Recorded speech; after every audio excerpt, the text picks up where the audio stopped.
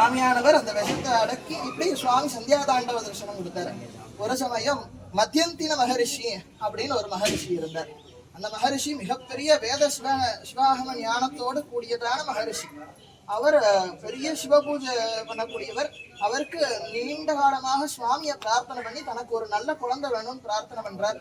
அப்போ மத்தியந்தின மகரிஷி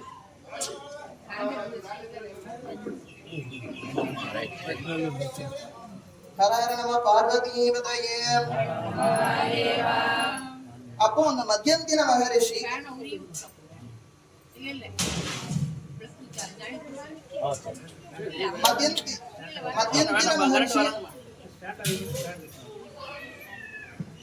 அந்த மத்தியந்தின மகரிஷி சிவபெருமான ரொம்ப கடும் தவம் பண்ணி பிரார்த்தனை பண்றார். எனக்கு ஒரு சற்குழந்தை வேணும், நல்ல குழந்தை வேணும் அப்படின்னு சொல்லி சுவாமி எனக்கு பிரார்த்தனை பண்ண சுவாமி அனுகிரகம் பண்ண அவருக்கு வியாக்கிரபாதர்ங்கிற குழந்தையானது அவருக்கு பிறந்தது.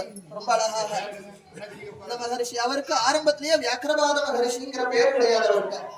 அது பிற்காலத்துல காரண பேருனாலே வந்துச்சு வியாக்கிரபாத மகரிஷிங்கிற பேரு. அவரும் தன்னுடைய தந்தையாரின் இடத்தை இருந்தே எல்லா கல்வியையும் பயின்றார். வேத சிவாகமங்களை கற்ற, சிவ பூஜையை தன்னுடைய தந்தையின் மூலயமாகவே கற்ற, அதை வாங்கி அதை நித்தியப்படி செய்து கொண்ட, எல்லாம் நான் உய்வடைந்ததற்கு ஒரு ஏற்ற ஒரு படியாக நீங்க இடமாக சொல்லி அந்த இடத்துல நான் சிவபூஜை பண்றதுக்கு நீங்க அனுகிரகம் பண்ணணும் அப்படின்னு தந்தையார் போய் கேட்கும் போது அவர் சொன்னார், தில்லை மரங்கள் இணைந்த ஒரு காட்டிலே ஒரு தடாகம் இருக்கும். அந்த தடாகத்துக்கு பக்கத்துல ஒரு ஆலமரம் இருக்கும். அதுக்கு கீழே ஒரு சிவலிங்கம் இருக்கும். அந்த இடம் தான் நீ தவம் செய்வதற்கு, உனக்கு தவம் செய்து சிவபூஜை செய்வதற்கு ஏற்ற இடம் அப்படின்னு சொல்லி அனுகிரகம் பண்றார். அவர் எல்லாரும் நேரம் தில்லைவனத்துக்கு வியாக்கிரபாத மகரிஷி போறார். அங்க இருந்து சுவாமி அங்க ஸ்ரீமூலநாதராக சுவாமி அங்க எழுந்தருள் இருக்கிறார். சுயம்பு மூர்த்தியாக தடாகத்தின் அருகில ஆலமரத்துக்கு கீழே சுவாமி அனுகிரகம் பண்ணிட்டு இருக்கிறார். அப்பேற்பட்ட அந்த சுவாமியை அவர் தினமும் பூஜை பண்ணிட்டு இருக்கும் போது ஒரு நாள் அவர் கவனிக்கிறார். சிவபூஜை ஸ்ரத்தையா பண்றதுக்கு அவர் என்ன பண்ணுவாருன்னா, காலமுறையை வெடியறதுக்கு முன்னாடி போய் பூ பறிப்பாரு. ஏன் அப்படின்னா, வெடிஞ்சதுக்கு பிறகுனா பூ மலர்ந்ததுக்கு பிறகு வண்டிகள் வந்து அதை எச்சு பண்ணிடும். வண்டிகள்னால எச்சு பண்ணப்பட்ட புஷ்பங்கள் சுவாமிக்கு ஆகாது அப்படிங்கிறதுக்காக வேண்டி விடியற்காலையே போய் புஷ்பங்கள் பறிப்பார். அப்போ ஒரு சிக்கல் இருந்துச்சு. என்ன அப்படின்னா, ஒண்ணு வெளிச்சம் இருக்காது. அதனால மொட்டு எது பூ எது ஜாக்கிரதையா தான் பறிச்சாலும், எவ்வளவு ஜாக்கிரதையா பறிச்சாலும் சில சமயங்கள்ல மொட்டு வந்துடும், சில சமயங்கள்ல சருகுகள் கூட வந்துடும். இப்படி புஷ்பங்கள் பூஜைக்கு அப்படின்னு போய் பறிச்சா அதோட சேர்ந்து தேவையில்லாத விஷயங்கள், பூஜைக்கு பயன்படுத்த முடியாத சில விஷயங்களும் கூடயே சேர்ந்து வருது. அப்போ ரொம்ப வருத்தப்பட்டார். அது மட்டும் இல்ல, வில்வ இலைகள் இது மாதிரி சில மலர்கள் எல்லாம் பார்த்தோம்னா மரத்துல ஏறி பறிக்கலாம். மரத்துல ஏறி பறிக்கிறதுல என்ன ஒரு பிரச்சனை அப்படின்னா, காலையில பனியா இருக்கிறதுனால வழுக்குது. அதனால மரத்துல ஏறி பறிக்க முடியும். அப்போ சுவாமி எப்படி பிரார்த்தனை பண்ணினார், சுவாமி எனக்கு நீங்க என்ன பண்ணணும்னா, புலியினுடைய வலிமை மிகுந்த நகங்களையுடைய ஆயுதங்களையும் கைகளையும் கொடுக்கணும். அது மட்டும் இல்ல, அந்த நகங்கள்லயும் கைகள்லயும் கண்ணு இருக்கணும். ஏன் அப்படின்னா, அப்பதானே பூ பறிக்கும் போதே, புஷ்பத்தை பறிக்கும் போதே பார்த்து பறிக்க முடியும். அப்படிங்கிறதுனால ஒரு விரத்தை வாங்குறார். அன்றைய நேரத்தில் அவர் வியாக்கிரபாத மகிழ்ச்சியாக ஆகிறார். பாதம் வந்து புலியினுடைய சுவாமி அப்படியே வேண்டியாருக்கு வேண்டுவன ஈவான் நின்றாய்ங்கிற மாதிரி சுவாமி என்ன வேணுமோ அதை கொடுத்துருவாரு. யாருக்கு என்ன வேணுமோ அப்படி சுவாமி கொடுத்துட்டாரு அந்த வரத்தை அப்படியே. அப்போ இந்த தேவர்கள் எல்லாம் தப்போ வந்து சுவாமி அப்படி பூஜை பண்ணிட்டு இருக்கிறாரு. அப்போ அவருக்கு அவருடைய அப்பா மத்தியத்தின் மகரிஷி அவருக்கு கல்யாணம் பண்ணி வைக்கணும்னு நினைக்கிறார். அப்போ வசிஷ்டரினுடைய தங்கைய வியாக்கிரபாத மகரிஷிக்கு கல்யாணம் பண்ணி வைக்கிறதுக்கு முடிவு பண்ணி வந்து கல்யாணம் பண்ணி வைக்கிறார். தில்லைவனத்துக்கு வந்து அவரும் ஒரு சிவலிங்க பிரதிஷ்டை பண்ணி பூஜை பண்ணினார். அது மத்தியந்தினேஸ்வரம். இன்னைக்கு சிதம்பரத்துல இந்த லிங்கங்கள்லாம் இருக்குது. மத்தியந்தினேஸ்வரர் அப்படின்னு சொல்லிட்டு அந்த சுவாமியை மத்தியந்தின மகரிஷி பூஜை பண்ணின சுவாமி. அவர் அது பிறகு கல்யாணம் பண்ணி வச்சார். வசிஷ்டரினுடைய தங்கையா கல்யாணம் பண்ணி வச்சு வாழ்ந்துட்டு இருக்கும் போது அவங்க ரெண்டு பேருக்கும் சுவாமியினுடைய அனுகிரகத்தினாலேயே ஒரு குழந்தை பிறந்துச்சு. அதுக்கு உபமன்ய மகரிஷி. அவரை பத்தி ரொம்ப அழகாக சேக்கிலார் பெருமான் ஒரு இது சொல்வார். யாதவன் துறைக்கிறைவன் மாதவன் முடிமேல் அடிவைத்தவன். அவருக்கு என்ன பெருமை அப்படின்னா, யாதவன் துறைக்கிறைவன் துவாரகைக்கு அரசனாக இருக்கக்கூடிய, யாதவனாக இருக்கக்கூடிய கிருஷ்ணனுடைய தலையிலே முடியில தன்னுடைய பாதத்தை சுட்டி தீட்சை பண்ணி வச்சவர் உபமன்ய மகரிஷி. அப்பேற்பட்ட பெருமை வாய்ந்த மகரிஷி உபமன்ய மகரிஷி. அந்த மகரிஷி இவருக்கு குழந்தையா வருகிறார். அப்போ அவர் இப்படி வளர்ந்து வரக்கூடிய காலத்துல மாமா வந்து என்ன பண்றார், வசிஷ்டரும் அருந்ததியும் மாமாவுடைய மனைவிக்கு அருந்ததி வசிஷ்டருடைய மனைவி ரெண்டு பேரும் வந்து தொகுமணியை கொண்டு போய் கொஞ்சம் ஆடை இந்த வீட்டுல இருக்கு அப்படின்னு சொல்றாங்க. இந்த வசிஷ்ட மகர்ஷி கொஞ்சம் செழிப்பான மகர்ஷி. அவர்தான் யாருக்கு ராமருக்கெல்லாம் குலகுருவனாக இருக்கார். அப்படின்னு அவர் எவ்வளவு செழிப்பா இருந்திருக்கார். அப்போ அந்த மகரிஷியினுடைய அப்படி இருக்கக்கூடிய காலத்துல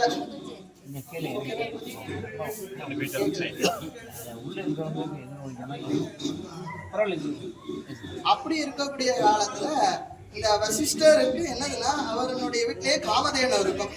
அந்த குழந்தை காமதேனுடைய பாலை குடிச்சு வளர்ந்துச்சு. திருப்பி கொஞ்ச நாள் கழிச்சு என்ன இருந்தாலும் அம்மா அப்பா வீட்டுக்கு கூட்டிட்டு வந்தாங்க. ரெண்டு பேரும் போய் வீட்டுக்கு கூட்டிட்டு வராங்க. அந்த குழந்தைய வீட்டுக்கு வந்ததுக்கு பிறகு அது பாலையும் குடிக்க மாட்டேங்குது, ஒன்றும் சாப்பிட மாட்டேங்குது. என்னதுன்னா அதுக்கு அந்த வீட்டுல இருந்த டேஸ்ட் வரவே இல்லை.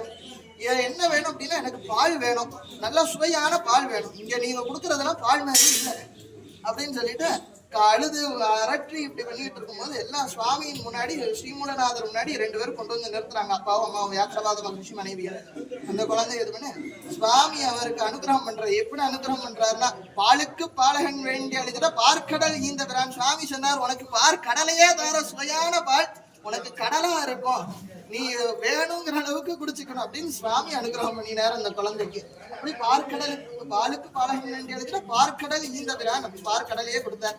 அப்போ அவர் ஒரு சமயம் நினைச்சார், இந்த மாதிரி தாருகாவனத்துல ரிஷிகளுக்கு சுவாமி ஒரு நாள் நடன காட்சி கொடுத்தாரு, அந்த காட்சி நமக்கு கிடைக்க வேண்டாமா அப்படின்னு சொல்லிட்டு அவரை இதுக்கு ஏற்ற இடம் என்னது, இதை விட ஏற்ற இடம் கிடையாது, இதுதான் இந்த உலகத்துக்கே வியப்புள்ளியாக இருக்கக்கூடியது, உலகத்துக்கே இதய மாதிரி இருக்கக்கூடிய ஸ்தானம் தில்லைதான். இங்க இருந்து சுவாமியை பூஜை பண்ணினா ஒரு நாள் சுவாமி நடன காட்சி கொடுப்பாரு. அங்க இருந்து சுவாமிக்கு ரொம்ப அழகாக சுவாமியை பூஜை பண்ணி தவம் பண்ணிட்டு வர. அப்போ ஒரு சமயம் மகாவிஷ்ணுவானவர் பார்க்கடல தூக்கிட்டு இருக்கும்போது ஆனந்த கண்ணீர் விடுறார். ரொம்ப சந்தோஷமா இருக்கிறாரு அன்னைக்கு அந்த சந்தோஷத்தினால அவர் கொஞ்சம் பாரமாவும் தெரியுறார். ஆதிசேஷன் இதெல்லாம் பார்த்து என்னைக்கும் இல்லாத இன்னைக்கு இருக்குது, என்னது சுவாமி இவ்வளவு சந்தோஷமா இருக்கீங்களே என்னது அப்படின்னு கேட்கிறார். அப்ப அவர் சொன்னார், இந்த மாதிரி தாருகாவனத்துல இங்க எல்லாருக்கும் சிவபெருமான் நடன காட்சி கொடுத்தார். அந்த அற்புதத்தை நினைச்சு பார்த்தா அப்படியே என்னுடைய கண்கள்ல இருந்து ஆனந்த கண்ணீர் வந்துச்சு, எனக்கு பரமானந்தமா இருக்குது அப்படின்னு சொன்னார். இந்த ஆனந்த தாண்டவத்தை நானும் பார்க்கணுமே, அப்ப நான் என்ன பண்ணணும், நீ கைலாயத்துக்கு போய் தவம் பண்ண. அப்ப அது வரைக்கும் பெட்டு வேணுமே இவர் போயிட்டா யாரு பெட்ட. அப்ப தன்னுடைய பையனா இருக்கக்கூடிய அனந்தனை கூப்பிட்டு, நீ கொஞ்ச நாள் பெட் ஆகிற, நான் என்ன பண்றேன் போய் கைலாயத்துக்கு போய் சுவாமியை தவம் பண்ணி சுவாமியை இது பண்ணி பூஜை பண்ணி வழிபட்டு வர அப்படின்னு சொல்லிட்டு கைலாயத்துக்கு போய் சுவாமியை தவம் பண்ணிட்டு இருக்கிறார். அப்போ சுவாமி அனுகிரகம் பண்றார்.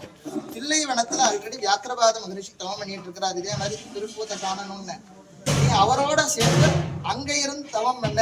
உனக்கு ஒரு தைப்பூச நாள் அன்னைக்கு வியாழக்கிழமை பௌர்ணமியோட கூடின நாள்ல உச்சி பொழுதுல நான் உனக்கு நடன காட்சி கொடுப்பேன் அப்படின்னு சொல்லி அனுகிரகம் பண்றாரு சுவாமி. அப்படி அவரும் பதஞ்சலி மகரிஷியும் என்ன பண்றார், நேர சிதம்பரத்துக்கு வர்றார். சிதம்பரத்துக்கு வந்து சிதம்பரத்துல அவர் ரெண்டு பேரும் வியாக்கிரவாத மகரிஷியும் பதஞ்சலி மகரிஷியும் சந்திச்சுக்கிறாங்க. அங்க அனந்தேஸ்வரம்னு, அவருக்கு அனந்தன்னு ஒரு பேரு பதஞ்சலி மகரிஷி. அதனால அவர் என்ன பண்றார், அங்க ஒரு சிவபூஜை பண்றார். அதுக்கு அனந்தேஸ்வரம்னு பேரு. இன்னைக்கு அந்த சுவாமியும் இருக்கிறார், இந்த சிவன் கோயிலும் இருக்கு. அப்படியே அனந்தேஸ்வரத்துல பூஜை பண்ணி அப்படியே என்ன பண்றாரு, அவரும் சிவ பூஜையை தில்லையில இருந்து பண்ணிட்டு இருக்கிறார். இப்படி ரெண்டு பேரும் பூஜை பண்ணிட்டு இருக்கும்போது ஒரு நாள் அவர் சொன்ன மாதிரி சொன்ன நேரத்துல தைப்பூசத்தன்னைக்கு உச்சி பொழுது பௌர்ணமியோட கூடின நாள்ல சுவாமி நடன காட்சி கொடுத்தார். வியாழக்கிழமையோட கூடினதான ஒரு நாள்ல. இது கடந்த ஒரு 2 வருஷத்துக்கு முன்னாடி இதே மாதிரி தைப்பூசம் வியாழக்கிழமை பௌர்ணமியோட சேர்ந்து கூடியே வந்துச்சு ஒரு தடவை. இப்போ சமீபத்துல அப்படியே தானே போன இதுல வந்துச்சு. அப்படி சுவாமி வந்து அனுகிரகம் பண்ணினாரு இந்த 2 பேருக்கும். அப்பே சுவாமி நடன காட்சியை கொடுத்தார். பரமானந்த தாண்டவம் அதை பார்த்தார்கள்.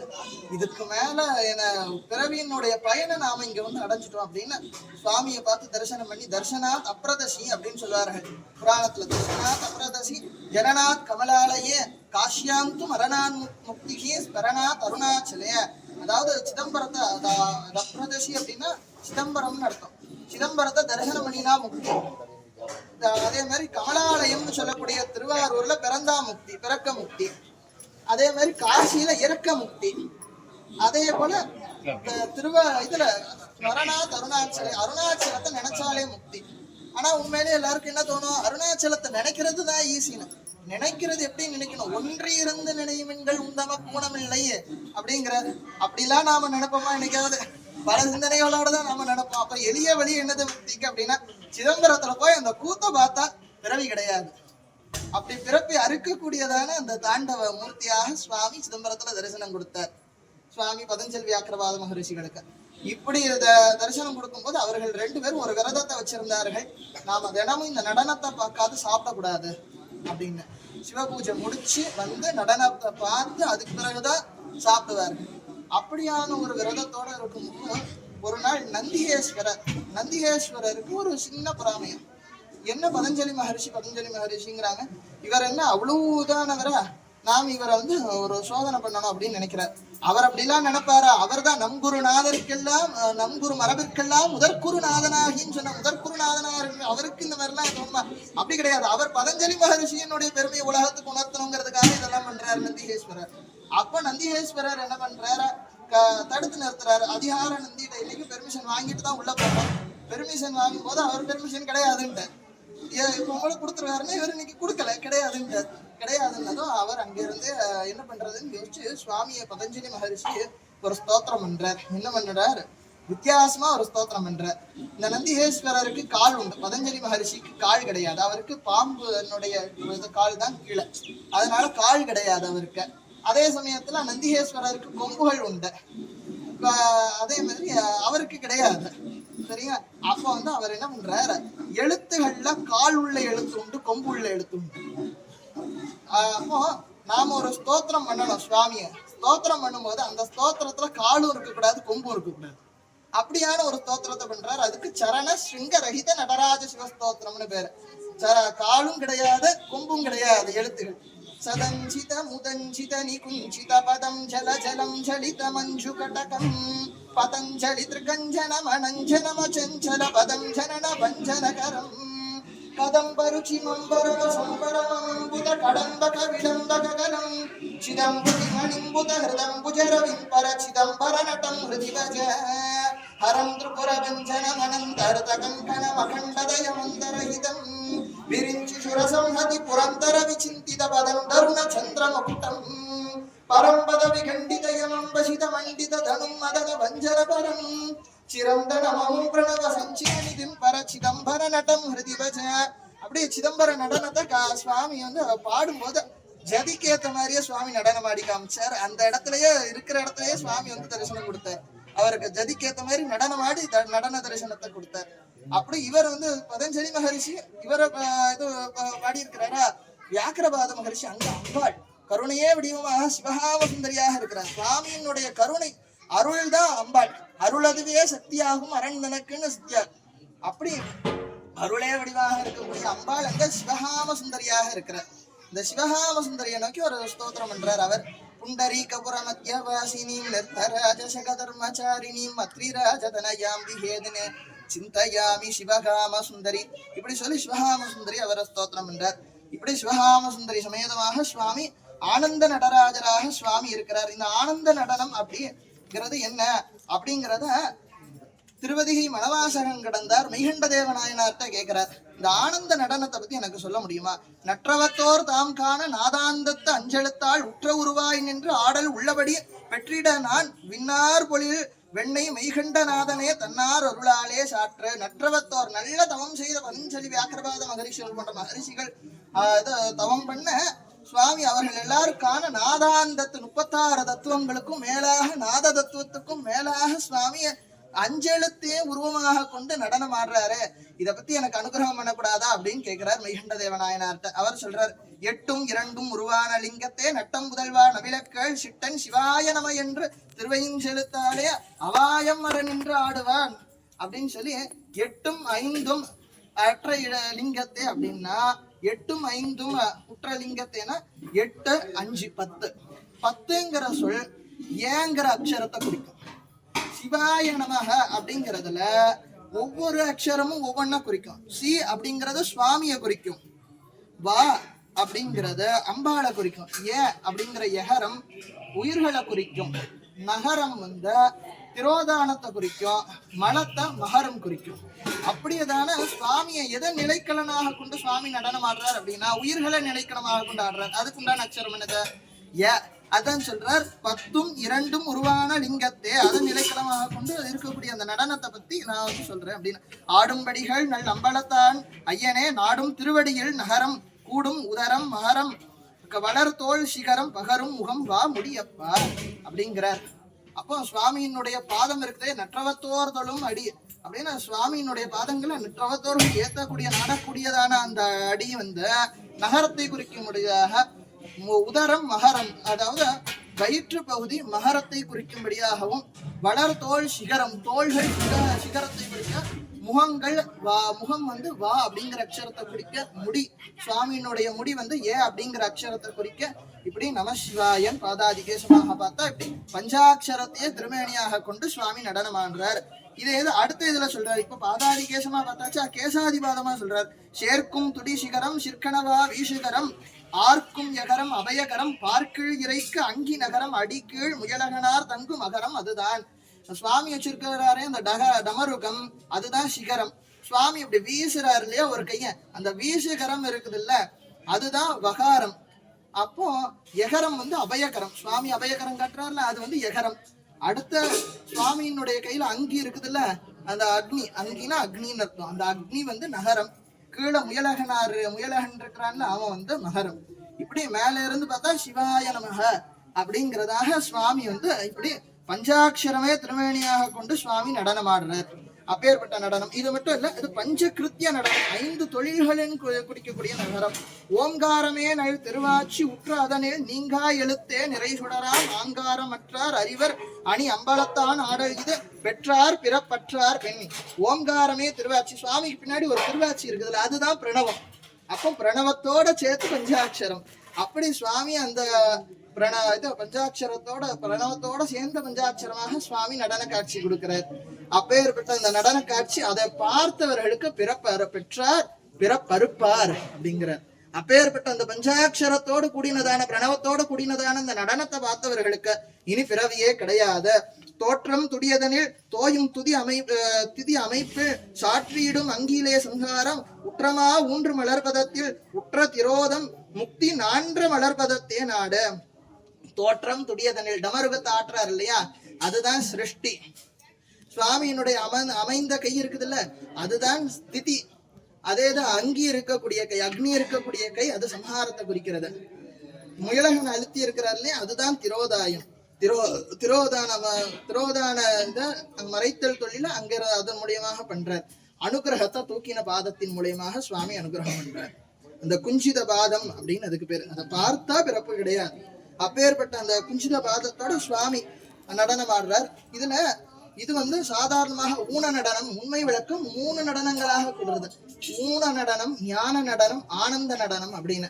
இது ஊன நடனம். இது சாதாரணமாக எல்லாருக்கும் நடத்தக்கூடியது. சக்தி நிபாதர்களுக்கு ஞானம் வருவதற்காக வேண்டி சுவாமி ஒரு நடனம் ஆடுறாரு. அதுக்கு ஞான நடனம் அப்படின்னு பேரு. மாயைதனை உதறி வல்வினையை சுட்டு மலம் சாய அமுக்கி அருள்தான் எட்டும் நேயத்தால் ஆனந்த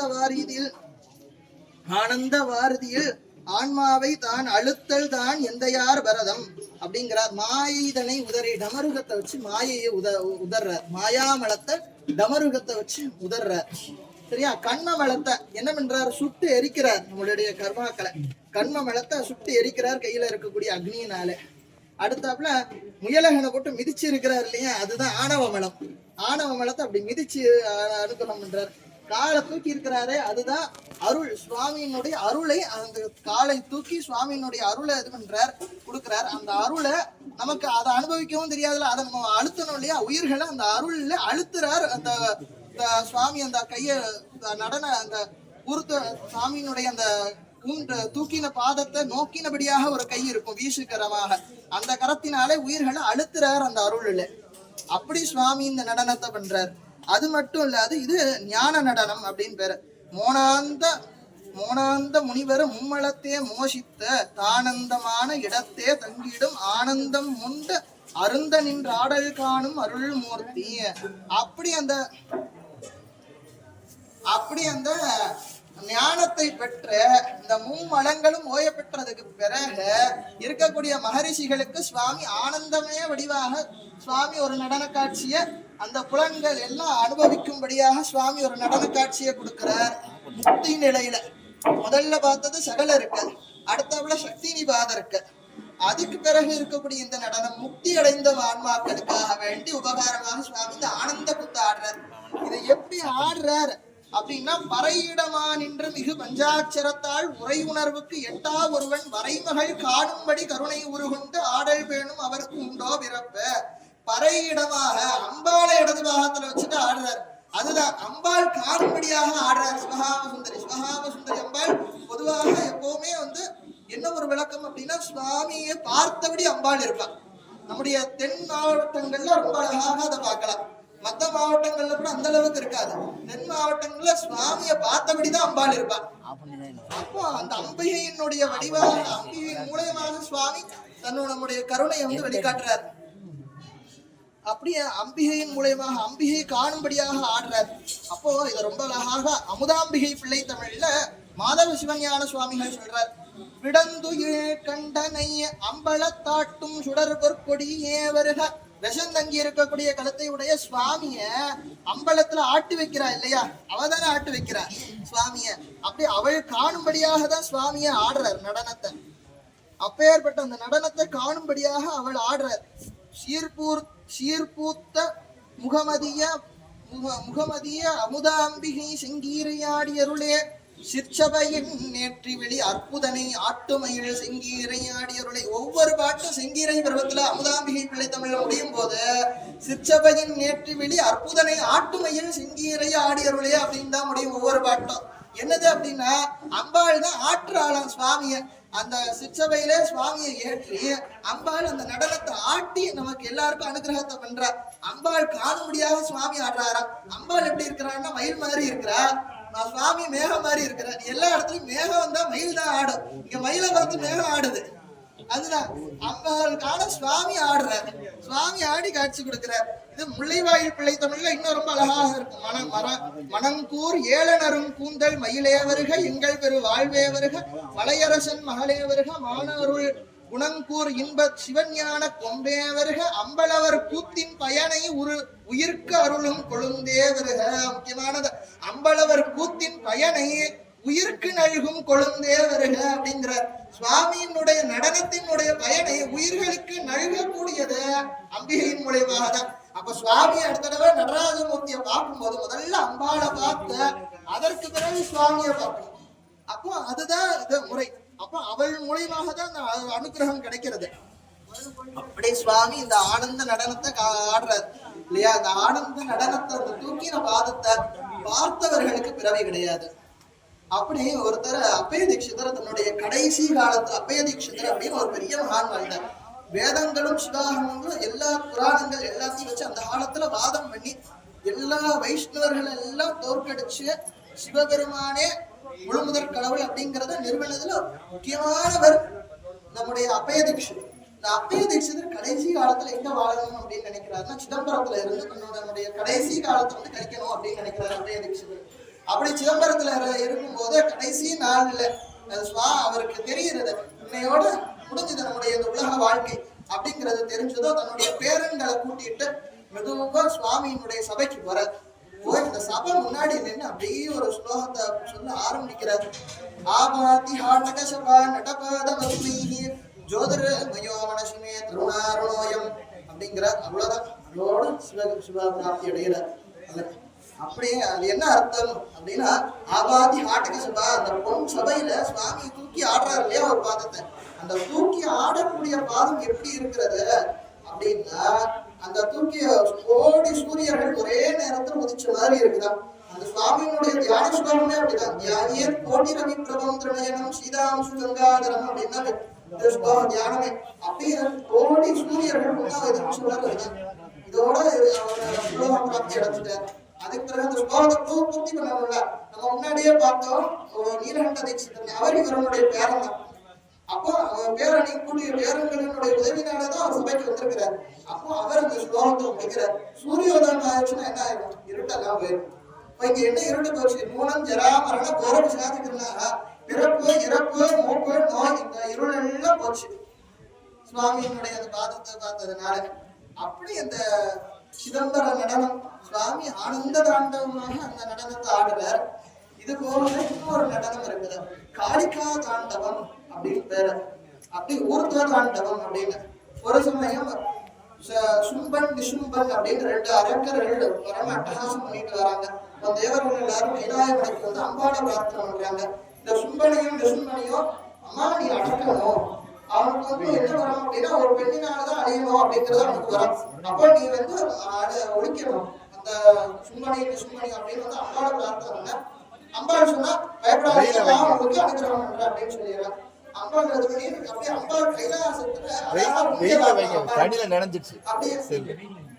அப்படி அம்பாள் வந்து ஊஞ்சல் ஆடிட்டு இருக்கும்போது சும்பனினுடைய மந்திரிமார்களாக இருக்கக்கூடிய சண்டமுண்டன் வந்து பார்த்தான். இந்த சண்டனும் முண்டனும் வந்து பார்த்தா இந்த பெண் ரொம்ப அழகாக இருக்கிறா அப்படின்னு சொல்லிட்டு இந்த பெண்ணை பத்தி சும்பனி சும்பன் சொல்ல. சும்பனி சும்பனுக்கு வரக்கூடாத ஆசை வருது, இந்த பெண்ணை எப்படியாவது அடையணும்னு நினைக்கிறான் அம்பாள. அவன் நேரம் என்ன பண்றான், ஒரு தூதனை அனுப்புறான். தூதனை அனுப்பி நீ போய் பேசு, என்னுடைய ராஜா சகல செல்வத்தோடு கூடினவர், எல்லாத்தோடு கூடினவர், அந்த ராஜாவுக்கு நீ வந்து மனைவியாக இருக்கணும் அப்படின்னு சொல்லி ஒரு தூதனை போய் பேசுறாரு. அப்போ அம்பாள் விளையாட்ட ஒரு காரியம் பண்றாங்க. என்ன பண்றா அப்படின்னா, எனக்கு ஒரு ராஜாவை கல்யாணம் பண்ணிக்கிறதுல ஒண்ணு பெருசா இது இல்லப்பா, ஆச்சரியம் இல்லை. ஆனா நான் ஒரு சங்கல்பம் வச்சிருக்கிறேன். என்னது அப்படின்னா, நான் யார கல்யாணம் பண்ண அப்படின்னா என்னோட சண்டை போட்டு ஜெயிக்கிற ஒருத்தர் நான் கல்யாணம் பண்ணுவேன். உண்மையிலேயே அது நடக்கவும் செஞ்சது மீனாட்சி கல்யாணத்துல. திக்விஜயத்துக்கு அவ போய் தான் கல்யாணம் ஆச்சு. அப்படியே இந்த அம்பாள் வந்து இப்படி சொல்ல அவள் ஏசிக்கிட்டே போனான். என்னது இது இவ்வளவு துணிச்சல் இருக்கும் இந்த பெண்ணுக்கு, சும்பன் இவ்வளவு பெரிய அசுரன், இவங்க போய் சண்டை போடுவோம் அப்படின்னு சொல்லிட்டு இந்த பெண் சொல்றாரு. இதெல்லாம் என்ன இது அப்படின்னு சொல்லிட்டு நேரம் சும்பன் அவன் கோபம் வருது. அவன் வந்து என்ன பண்றான், தூண்டோட சொன்னு ஒருத்தனை கூப்பிடுறான். நீ என்ன பண்ண போய் பேசு, நீ வந்து பேசிப்பாரு, பணியல அப்படின்னா புடிச்சு இழுத்துட்டு வந்துடும் வலுக்கட்டாயம் அப்படின்னு சொல்லி அனுப்பி வைக்கிறான். அவனும் அவனோட சேர்ந்து சில படைகளை சேர்ந்து அனுப்புறான். தூண்டோட போய் பேசுறான். நான் ஒரு விரதம் வச்சிருக்கேன், அதை நீ முடிச்சு நீ இது பண்ணிட்டாலே எனக்கும் கௌரவம் உங்க ராஜாவுக்கும் கௌரவம் அப்படின்னு சொல்றான். உனக்கு அவ்வளவு எழுதுறான் அப்படின்னு சொல்லிட்டு அவன் அம்பாளை தொட போகும்போது அம்பாள் ஒரு ஹுங்காரம் பண்ணினான். சாம்பலா போயிட்டான். அவன் மட்டும் இல்ல, அவனோட வந்து அத்தனை பேரும் சாம்பலா போயிட்டான். தகவல் சொல்றதுக்கு கூட இந்த சும்பனுக்கும் ஆள் இல்லை. அப்போ என்னடா போனபடியே இருக்குது ஆளுக்கானுங்க அப்படின்னு சொல்லிட்டு சண்டை முண்டனை பார்த்துட்டு வர சொல்லி அனுப்புறான். சண்டை முண்டன் 2 பேரை பார்த்துட்டு வர சொல்லி அவனோட நிறைய சேனைகளையும் சேர்த்து அனுப்புறான். அம்பாளை நோக்கி இந்த சண்டை முண்டன் இவங்க எல்லாரும் இந்த இமயமலத்தினுடைய அடிவாரத்துக்கு வந்து அம்பாள் இருக்கக்கூடிய இடத்துல இருக்கும் போது அம்பாள் எப்படி கோபத்தோட ஒரு பார்வை பார்த்தா. சுவாமியினுடைய சக்தியை பத்தி ஆகமங்கள் சொல்லும் போது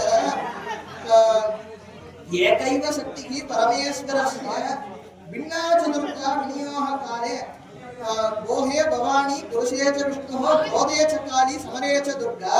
ஒரே சக்தி தான் அம்பாளோட சிவசக்தி. ஆனா விநியோக காலத்துல எல்லாம் ஒரே மின்சாரம் தான். இதுல போனா வைக்கா இருக்குது, ஒளிபெருக்கியாக இருக்குது, மேல இருந்தா அழகா காத்து வருது. இது ஒவ்வொரு இடத்துக்கு தகுந்த மாதிரி இருக்கிற மாதிரி அம்பிகை சுவாமியினுடைய சக்தியும் ஒவ்வொரு இடத்துல ஒவ்வொரு மாதிரி இருந்து படுத்தணும் பண்றது. உலகத்தை கொடுக்கும்போது நம்ம பவானியாகவும் புருஷ ரூபமாக இருக்கும்போது மகாவிஷ்ணுவாகவும் இருக்கிற. அதே மாதிரி உயிர்களுக்கு கோப சக்தியாக சுவாமியினுடைய கோபத்தினுடைய வெளிப்பாடாக காளி, யுத்தத்தினுடைய வெளிப்பாடாக துர்கா அப்படின்னு இருக்கிறவங்க. அப்போ அந்த கோபத்தினுடைய வெளிப்பாடாக அம்பிகையினுடைய கோபத்தினுடைய வெளிப்பாடாக காளி புறப்படுறாங்க. இந்த காளி கருப்பு நிறத்தோடு இந்த காளி புறப்பட்ட அந்த அசுரர்கள் என்ன பண்றா, எல்லாரும் அந்த கொத்துறவங்க அள்ளி தன்னுடைய வாயில போட்டான். நம்ம காளி அப்படி வாயில போட்டு அத்தனை பேரையும் இது பண்ணி இந்த சண்டனையும் முண்டனையும் அப்படியே கத்திய வச்சு அறுத்து தலையை அறுத்த சண்டனையும் முண்டனையும் தலையை அறுத்த அந்த இது நிற்கும் போது அப்போ அந்த காளிக்கு அம்பாள் ஒரு வரம் கொடுத்து ஒரு பேரு கொடுக்குறா. உனக்கு இன்றையில இருந்து சாமுண்டான்னு பேரு, சண்டனையும் முண்டனையும் வளர்ந்தனால சாமுண்டா அப்படின்னு உனக்கு பேரு அப்படின்னு சொல்லி இப்படியெல்லாம் அனுப்பிச்சு பண்ணி அதுக்காக ரத்த பீஜன் ஒரு இப்பவும் தகவல் சொல்றதுக்கு கூட சும்மனுக்கு ஆள் இல்லை. போனவங்க போனபடி இருக்குதே வரைக்கும் யாரும் என்ன ஆச்சு தகவல் கூட இல்லையே அப்படின்னு சொல்லிட்டு சும்மன் அடுத்த அரக்கம் நடக்கிறான். ரத்த பீஜன் அப்படின்னு சொல்லிட்டு ஒரு அரக்கம் வர. அவனுக்கு என்ன வரும் அப்படின்னா அவனோட ஒவ்வொரு சுட்ட ரத்தம் மண்ணில் விழும்போதும் ஒவ்வொரு ரத்த பீஜன் வரும். அப்படி ஒரு வரம் சப்தமாதர்கள் அம்பாள் சண்டைக்கு அனுப்புறார். பிராமி, வைஷ்ணவி, மாகேஸ்வரி, கௌமாரி, வாராகி, அது போக சப்தமாதர்கள் போக நாரசிங்கியும் சேர்த்து அனுப்புறார். சாமுண்டா, இந்திராணி இவங்களோட சேர்ந்து நாரசிங்கியும் சேர்த்து 8 பேர் சண்டைக்கு போறாங்க. ஒருத்தர் வந்தாலே சண்டை பயங்கரமா இருக்கும். 8 பேர் வந்திருக்கிறாங்க. அப்போ முதல்ல மாகேஸ்வரி ரத்த பீஜன் ஒரு அடி அடிச்சா, அவன் 100 துண்டா விழுந்தான். அடுத்த செகண்ட் 100 ரத்த பீஜன் வந்தான். 100 10,000 மாறுது. அப்படி எண்ணிக்கை பெருகிட்டே போகுது. என்னடா இது இப்படி போனா இன்னைக்கு